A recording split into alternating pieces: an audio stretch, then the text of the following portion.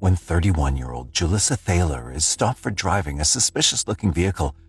What begins as a routine traffic stop descends into a nightmare when officers open the trunk and discover a young boy dead.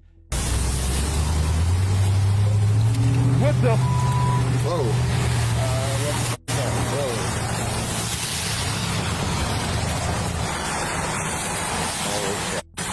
This looks like a swing. Alright, let's cover it. The following footage is drawn from official police records. Most of it has never been seen until now. In the early morning of May 20th, 2022, police in Orono receive a 911 call reporting a suspicious vehicle with a shattered rear windshield driving on a bare rim. As officers chase the silver Impala, they have no idea they're about to stumble into one of the city's most devastating cases. Officers approach the car and speak with the driver, 31-year-old Julissa Thaler, who's visibly nervous and fidgeting. Were they shooting? Well, you don't have a tire. Well, I know I'm going home right now. You going where? I'm going home right now to dinner. Okay, where's home?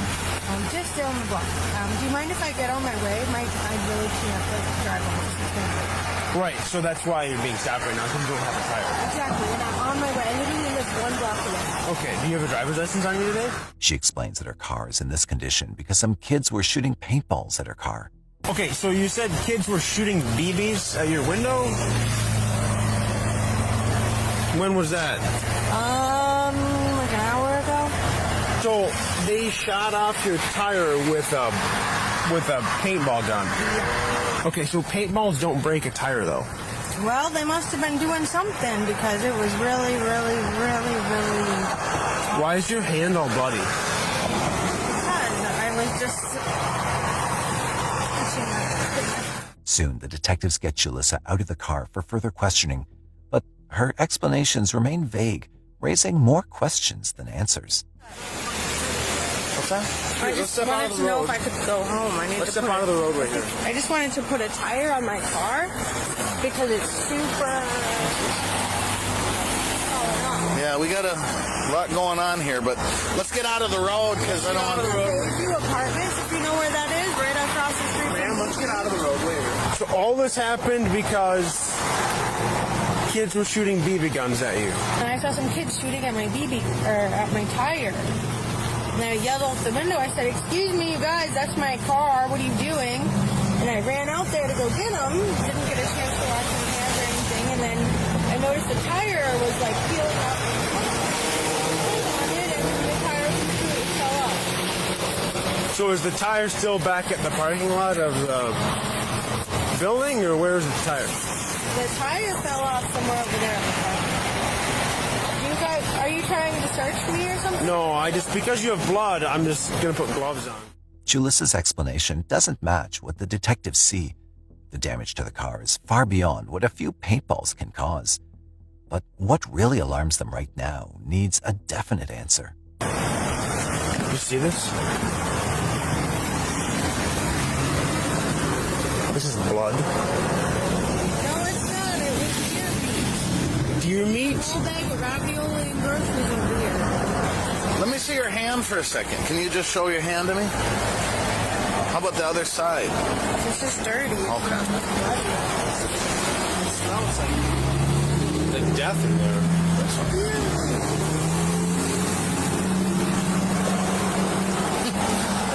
Yeah. I mean, Oh my God, look up in there. Okay, this is like, did you look up? So what happened in this corner here? Sure, so I had bags of groceries there. I had some deer meat, I had some ravioli cans, I had some veggies, and then those people broke my window, so I had to throw all my groceries away. Let's start 06 and just, yeah. What's up? So nobody else was in here today with you, right? No. Nobody? No. Okay. Why, what's up? Well, we're trying to figure it out. There's a lot going on here. That's a lot of blood. Blood? Or something. What's with? what looks like blood in there. And It's not blood, it's deer meat. I have a big bag there's a farm around here that does deer meat and hamburgers, so I get fresh bags from them. okay. Glass got all over it, so to throw it out. I also have like tacos and like Where did this happen then? I'm at the Alano Club, and you know where the Alano Club is by Shell gas station? Al-Anon? Yeah, Al-Anon. You Okay. know where the Shell gas station is, right? Sure. Yeah. Yeah, it happened over there. Okay. I mean, it's just deer meat. You can look at it. Yeah, where is it? Where is? I threw it out. It was full of glass. Okay. Is the deer meat sitting on the back? I had a few bags of groceries. Yet despite everything detectives point out, Julissa doesn't budge from her deer meat explanation. And as her answers circle back to the same story, detectives feel their suspicions sharpening, most of all toward the trunk she keeps avoiding. What do you have in your trunk? Nothing. Nothing in the trunk at all? Nothing. There's no deer meat or anything in the trunk? No, sir. Does anybody else drive your car or just Just me. I understand you want to be good at your job, but I also think it would be really beneficial to just give me a ticket and let me go. Well, we got one coming here that's in charge of it all, and then he can tell us what we're doing. Is he here? I'm cold and crabby. Please let me go. We get it, and we appreciate your patience with us. I know there's a lot going on here. Well, yeah, I mean, what's going to happen? Like, I just want you guys to let me go. I know. It'd be nice if I didn't even have to get a ticket. As Julissa grows increasingly impatient, demanding to be let go, the detectives hold firm. Soon after, the supervisor arrives and takes charge. After studying the situation completely, he turns to Julissa and begins his questioning. Tension rises as she starts demanding clarity, unaware that his next move is entirely out of her hands. No, but at this time, we're not releasing your vehicle back to you. One, it's unsafe to drive. There's no tire on the front left-hand side. Two, your back window's shot up, and to me, you see the back seat right there? Yeah. It looks like a bullet hole. Well, I have a spare tire in my garage. I can't move it. So right now, all right, I don't have any. You're not under arrest. You're not being detained, but we're not letting you take your vehicle right now. We're impounding your vehicle. Detectives decide to detain the vehicle, noting the condition of her car and inconsistencies in her story, and offer her a ride back home. And while some detectives drive Julissa home, others stay behind to examine the vehicle. Here's your thoughts on one thing. We have not checked the trunk, and I have this terrible feeling about the trunk, and I've had it the whole time. I don't know if we can peek or if we want to leave it alone or knock and say, hey, anyone in there? After careful discussion, detectives finally decide to open the trunk, unaware of the shocking discovery waiting inside that will turn the case upside down. Whoa.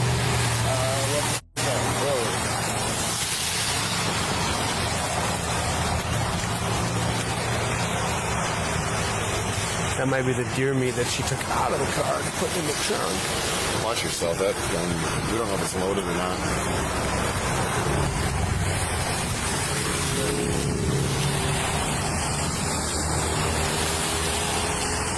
What is this? Yeah. Is it an ant? It looks like a kid. Like,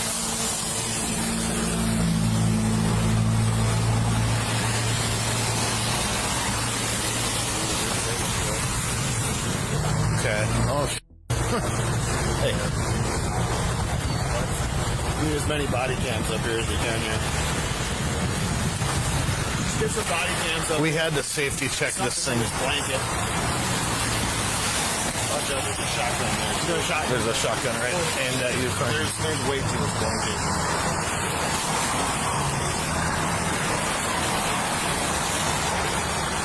Okay. Alright, let's cover it.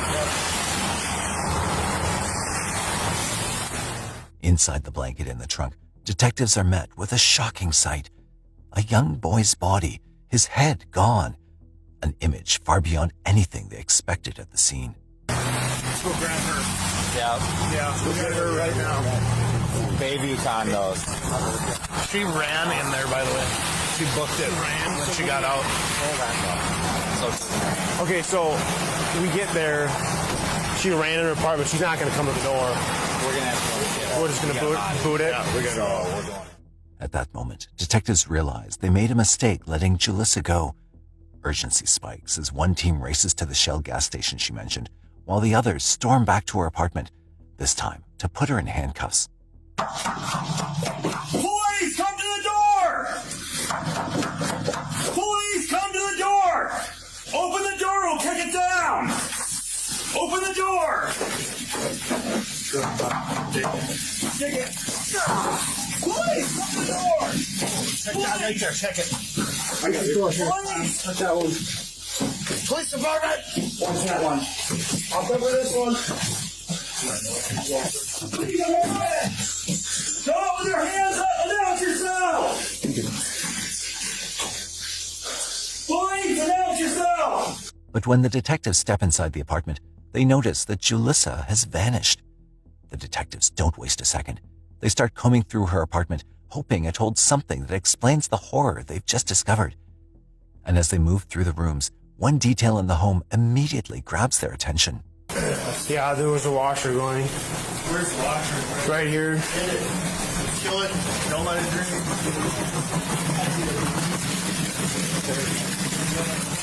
Nicole, you want to go down and start working with her on cameras where this chick went? Inside the washer, detectives discover bloody clothes tumbling in the drum, and the machine, still running, tells them that Julissa can't have gone far. To pin down her timeline, they pull the building's CCTV, hoping it shows when she walked out and where she headed. The footage shows that Julissa isn't alone. She's seen leaving with an unidentified man just 30 minutes before detectives arrive. Now detectives have two urgent questions. Who is he, and where are they headed? Officers tape off the area, focusing on the direction Julissa and the man were seen leaving and searching for any trace of their trail. Meanwhile, the team at the Shell gas station continues looking for discarded weapons or clues that could break the case wide open. There, detectives also search for the kids Julissa claimed were shooting paintballs, but the area is empty. Still, among the bystanders, one witness steps forward, leading detectives to a nearby dumpster and handing the investigators their first thread to unravel the case. Were you able to see exactly what she threw in? I have no idea. One of the bus drivers said that she saw her throwing a bunch of stuff in the trash. This is the one that was right next to the pump where that she was at. Oh, okay, here's that pump. And then that's the pump next to it. Okay. So this is all the pump that she was at. So this is the important one. Well, yeah. Could be. And like I said, I don't know if she threw it in this one or any of the other ones. Sure. What I know is that Trish, the woman who works here, and said that she saw that sketchy woman in the car without wheels. Yeah. Throwing stuff in the trash. Okay. So I would guess it would, if there's anything in there, it would be in that one. Okay. Detectives quickly collect the trash bags and expand their search to every nearby dumpster, leaving no stone unturned. And what they uncover inside will change the course of the investigation. Blasted him. Yeah. Christ. I'm so pissed. Yeah. The search uncovers horrors across multiple dumpsters, each one revealing something worse than the last. In one, detectives find a child's booster seat soaked in blood and torn apart by a shotgun blast. In another, they discover a backpack, blood, bone, and what appears to be more brain matter. And scattered in a different bin, his kindergarten homework.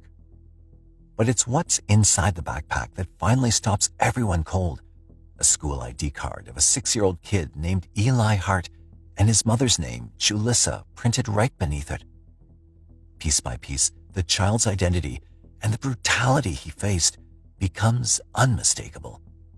While one team collects the evidence from the dumpsters, another unit traces the path Julissa and the unidentified man took from the apartment. Minutes later, detectives spot both of them near the complex. Officers move in immediately, arresting the man and taking Julissa into custody. Get your hands up! Hands up! Get on the ground! Get on the ground! On the ground! Lay on the ground! Hey, you go to the right! You take him! You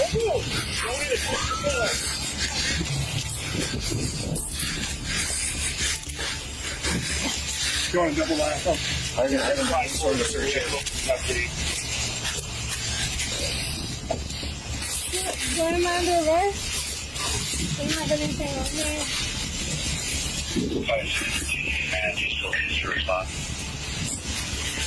Okay, I'm over here. My way here. Why do you like my boyfriend? We'll talk here. Okay. What the is going on? We'll explain to you at the police department. Well, no, what the is going on? Seriously. You'll be explained to it at the police department. You're being detained right now. For what? Put him in there for now. For what? They ain't just walk down the streets all doing. With both suspects secured at the same time, detectives finally have their first real chance to understand the horror that's unfolded. The investigation is getting increasingly disturbing with each step, and it's time to sit with Julissa to finally get clarity on what they've discovered. But talking to Julissa is about to be an absolute roller coaster for the detectives. Right now, you're being held and arrested for suspicion of being involved in a homicide. And what homicide would that be? That's ridiculous. Well, that's what I think we have to talk about a few things here. Sure. Yeah, could you tell me like what you think I did and who is this person, and if you could answer those two questions, that would be awesome. As repulsive as Julissa seems, the detectives have objectives while speaking to her. How Julissa's vehicle became a violent crime scene. What do you think was found in the trunk of that vehicle? I'm not sure what was in there. I think you know. I don't. Well, can you tell me what it was? And maybe I'll know why I'm here. There's a dead body in the trunk of that car. A dead juvenile body. Really?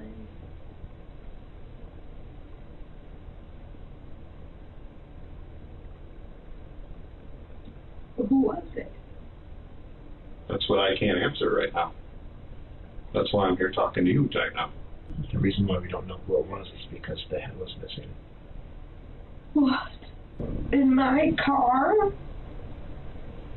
When I talked to you earlier, you had told me that you had that car and you were doing Instacart from 10 p.m. till 6 a.m. Shortly into the interview, Julissa refuses to even accept that she was driving with a child's dead body and blood in her car.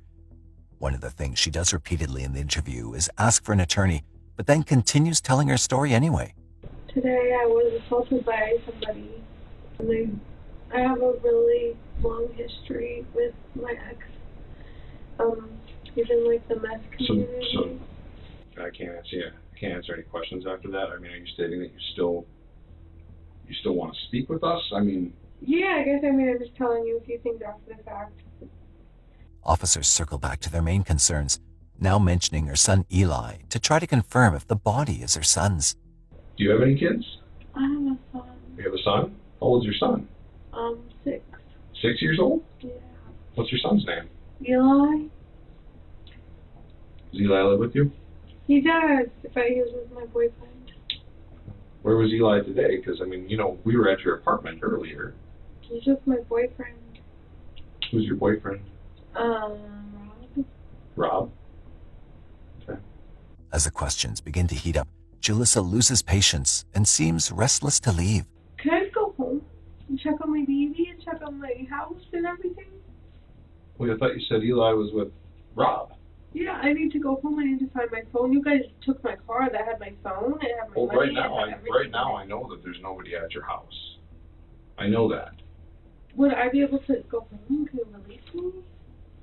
I need to paint this picture. Okay, so maybe you can ask me questions, but I don't want to be under arrest. I didn't do anything. As Julissa slowly realizes she's not getting out of custody without giving the detective some answers, she opens up with some new and shocking revelations. Okay, well, can I tell you guys something off the record then? I have every right to tell you guys something off the record. Everything's on the record. So okay, well, you can say off the record. I'm kind of angry right now because my ex involved me in some pretty horrible stuff, and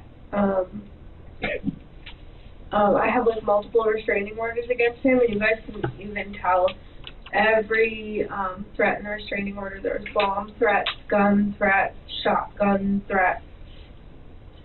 murder threats, and so I can prove that he's like capable of doing that in those restraining orders. He violated the order of protection. Actually, I think I was here like 2 weeks ago because my house was broken into 2 weeks ago. And then occasionally, because when I first got that order of protection, he was a meth dealer, and I snitched on him because I wanted to leave. I wanted me and my baby to be safe. And so I snitched on him, and the police did a complete raid of the house. They arrested a few of his friends, went to the higher-up meth dealers, and started arresting them.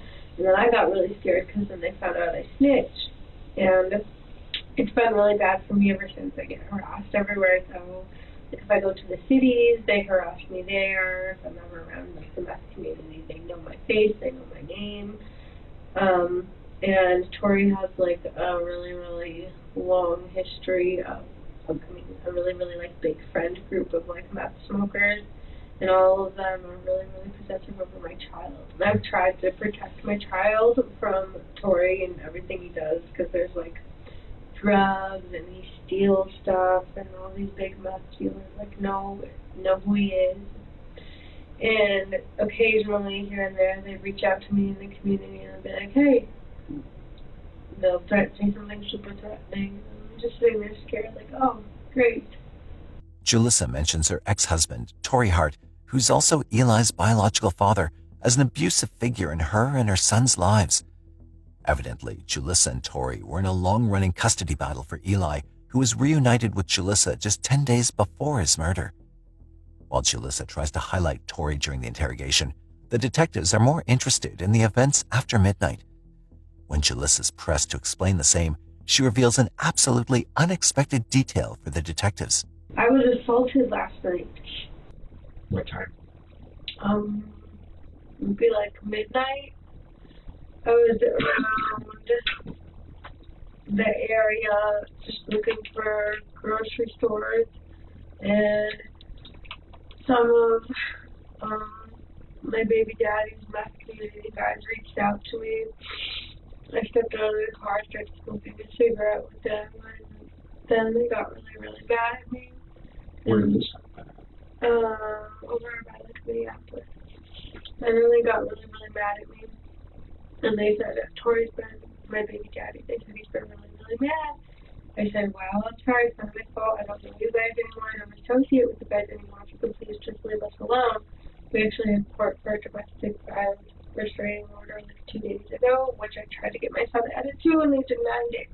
And then they were threatening me, and then they pushed me up against the car and assaulted me. So then I got my car, and the rest I need a lawyer for. Julissa claims she's been assaulted by meth heads sent by Tori, seemingly to shift suspicions to him. She says this is something Tori habitually does. But when detectives ask her where exactly she was assaulted, Julissa fails miserably. And shortly after, she surprises the detectives with another addition to her story. When we stopped you, had like that one flat tire. Was that something that was related to the assault? Yeah, they were the people who stabbed the hole in my tire. How long did the assault take place? A few minutes. And did you get, how did it come to an end? I guess he was done. He was done assaulting you? Yeah. Were you badly hurt? I mean, yeah. I mean, he was a clown, but it was fine. So it was a Out of nowhere, Julissa suddenly claims she's become a sexualist victim and again tries to frame Tori for all the wrongdoings of the morning. Still, Julissa fails to explain how a child's dead body ended up in her car. Detectives go along with her story and see whether anything she says can start making sense. I think we should cover your assault a little bit more. If there's... I held a gun to my head. There's a gun now? Okay. Now. You hadn't mentioned the gun before. You said that there was a knife involved. You said You there was think a I was knife just going to involved. sit there? I would have ran. How that connects to today, and how this morning I had a conversation with Julissa on the street after a simple traffic stop, and how we got to Well, here I mean, right you now. guys should have known, right? What Julissa says next is enough to leave even the detectives speechless. You guys stopped me on the side of the street. I'm babbling, all scared, like I had just been. You guys didn't even notice. And you asked me why my window's broken and there's a rim missing off my tire, and you guys didn't even bother to ask me if I was okay. Should we did. That's the first thing that Officer Bush asked you. He asked you if everything was okay right now. He talked to you for 4 or 5 minutes. I think a good officer would be able to look at somebody in the eye and tell, like, are they really okay, or are they just telling you they're okay? We're at 10 o'clock, you stopped, the assault happened, that's when the occurred and the gun was pulled to your head, and I haven't heard one little thing about a little boy in any of this. Julissa doesn't reveal a word about the dead body in her car and keeps framing Tori for her assault. It's now time for the detectives to reveal some pretty hard evidence they have against Julissa. But what she doesn't know is that officers have reviewed CCTV footage from the night before the discovery, which shows Julissa at 11:22 p.m. walking out of the garage with her son Eli, then placing him gently in the back seat of her car. This is the last time anyone saw the 6-year-old boy alive. Investigators are loaded with evidence in the interrogation room, and they move on to confront Julissa. We have a really good idea of who that little boy is in the trunk, and you do too. We know things. And we wanted to come in here and at least give you the opportunity to be honest, to help yourself, and you couldn't do it. I just tried to be honest with you guys. I told you exactly who it was and why I've done coverage for them. We wanted to give you this opportunity. So we spent all day gathering evidence, both video, surveillance from every business in the area. Okay, maybe our fingerprints are on the car. We spent the whole day with forensics. We've analyzed things. There's things that we know, like you were at the Shell gas station. We know that. We know what you did there. We know that because we have video. We know that because evidence was collected. So this is your time. It's this person with blood and tissue matter, and more blood and more tissue matter, and mud and water. What do you mean blood and tissue matter? So this is your time to talk. What does that mean, blood and tissue matter? I think you have an idea what it means. And this is your opportunity to be honest with us. I was just honest with you, and you're not listening to anything I'm saying. I just gave you the information of these people who are harassing me. So a generic person in the meth community, that's what I'm supposed to go on? I'm supposed to help this little dead child, this dead child in a trunk? Your son that has body parts, skull, brains of your son in the back seat. The back window shot out, and your son is dead in the trunk. How do you know? You tell me what that looks like. In another dumpster, there's pieces of it. A backpack with his name on it. So cut the crap. With surveillance video. Multiple witnesses that see you. What witnesses? Julissa had also claimed earlier in the interview that she'd left her apartment alone at 10 p.m., but here too, she gets confronted by the detectives with clear evidence. Are we still talking about? Are we still talking? She's just talking. He just stopped talking to me. He accused me of lying about the rape.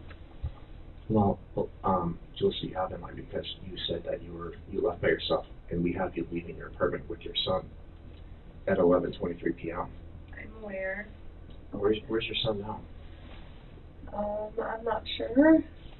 Detectives have heard enough from Julissa and are ready to wrap up the interrogation.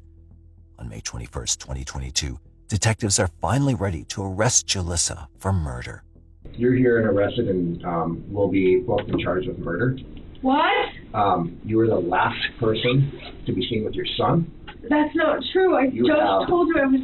You have blood splatter that we collected from your hair, your body. I just told you I was... Body parts all of your car. Are you listening to me? I just told you I was raped. He was found in the trunk of your car along with the weapon that is forensically examined, and it's probably going to have some evidence that may connect you. You're here, you're charged with murder, and you're going to be booked at the Hennepin County Jail. Detectives next sit with Julissa's boyfriend, Rob, who was seen with her in the CCTV leaving the apartment.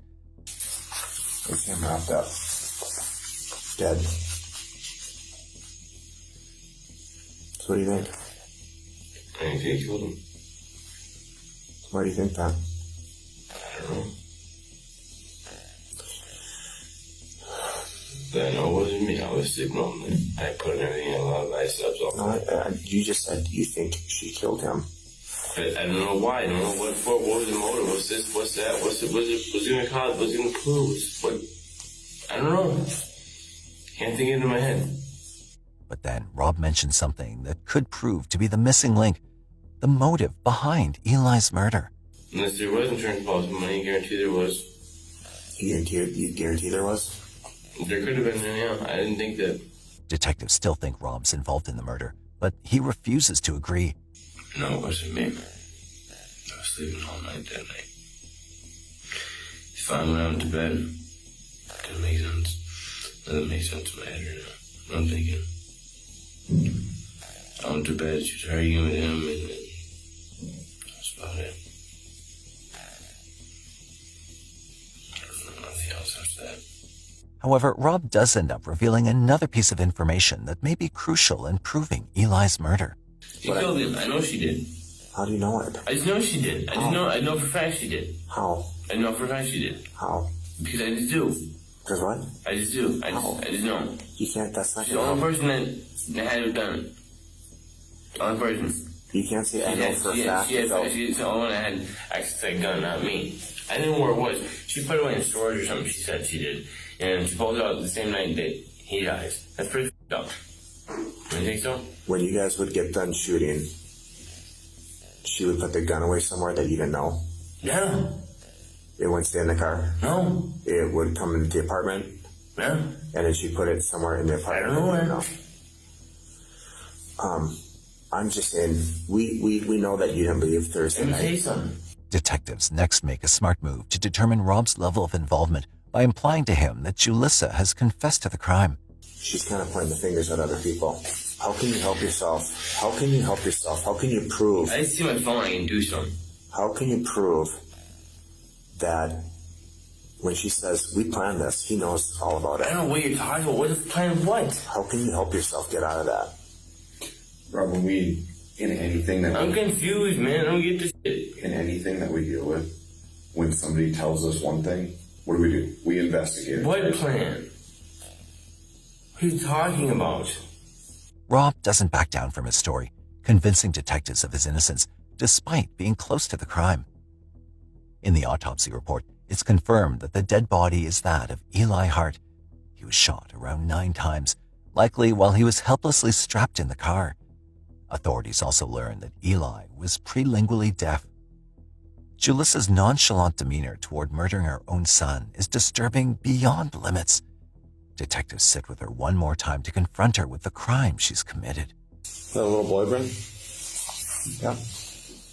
That's Eli. It's Eli. Did you confirm it?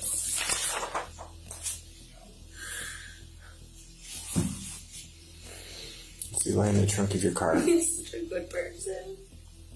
You confirmed it? Are you sure?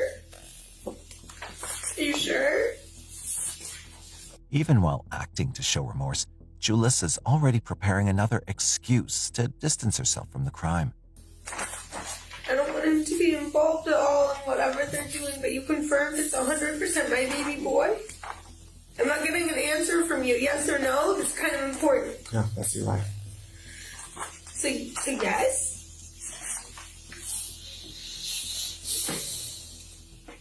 What is that? You tell me. I don't know. You tell me. That's Eli's booster seat. From your car. Did you find the people who did this? Was there DNA on me? You used to call them, but I know that there's other ways of finding out. We're here talking about your dead son. And I'm here telling you who did it. But I didn't know he was dead. You're telling me my baby boy is dead? Detectives confront Julissa once again with photo evidence, followed by her desperate effort to act like a concerned mother. This downstairs where we recovered a lot of his head, brain, tissue. This is the same dumpster that we have witnesses that's this car with no tire and a broken up window, describing you dumping all this stuff in. Do you have any witnesses of the rape? Investigate Eli's death for him. We're here to get answers for him. He Because is we think the most important person in the world. because we think he deserves it. He deserves everything. He's not actually. He's like, how do you know? You know he is. How do you know? You know he is. You're making assumptions. How do you know that I know? I really need a lawyer, but I want you to know that this baby boy is the most important person in the world to me. I would never hurt him. I would never do anything to him. I protect him. You have to believe me. This is my baby boy. So we have scenes all around town where you were seen dumping parts of Eli in garbage What do cans. you mean? In garbage cans, I would never do that. dumpsters. Witnesses saw you take this and throw it into a dumpster. I would never do that. While detectives don't get any confession from Julissa, they're sure from her cell records that Julissa drove her son to Lake Minnetonka Park, where she ruthlessly shot Eli 9 times while he was strapped in his child safety seat. Eli's murder shakes the community, but the investigation that follows regarding Eli's earlier childhood leaves everybody speechless when proof implies that the little boy's death could have been prevented by Child Protection Services.